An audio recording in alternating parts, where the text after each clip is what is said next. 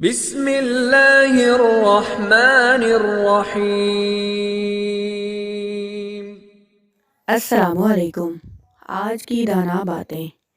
آپ کے بغیر جس کا دن گزر سکتا ہے اس کی آپ کے بغیر زندگی بھی گزر سکتی ہے۔ حقیقت پسند بننا یا بیوقوف بنے رہنا آپ کا اپنا ہی انتخاب ہوتا ہے۔ میں نہیں جانتی یہ دعا ہے یا بد دعا، بس اتنا چاہتی ہوں کہ اب تمہیں مجھ سے بہت بہتر بھی ملے اور مجھ سے بدتر بھی، لیکن خدا کرے تمہیں مجھ جیسا بالکل بھی کبھی نہ ملے۔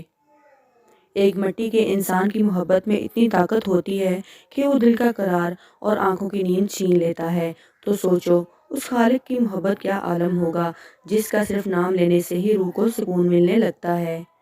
عورت اگر شعور پال لے تو فرعون کے گھر میں بھی موسیٰ کو پال سکتی ہے۔ نامحرم جتنا بھی اعلیٰ اخلاق کا حامل ہو مگر ہوتا نامحرم ہی ہے، اس لیے کسی نامحرم کے لیے بلا جھجک دل کے اور گھر کے دروازے کھول دینا تباہیوں کا سبب بن سکتا ہے۔ اپنی زندگی کی کتاب کو ہر کسی کے سامنے مت کھولیں، کیونکہ چند ایک ہی ہیں جو اسے سمجھ سکتے ہیں، باقی صرف جاننے کا تجسس رکھتے ہیں۔ مجھے یہ احساس بہت سکون دیتا ہے کہ قیامت کے دن ہر چہرے کا حساب ہوگا۔ مجھے اب لوگوں کے دیے گئے دکھوں پر دکھ نہیں ہوتا بلکہ ان پر ترس آتا ہے۔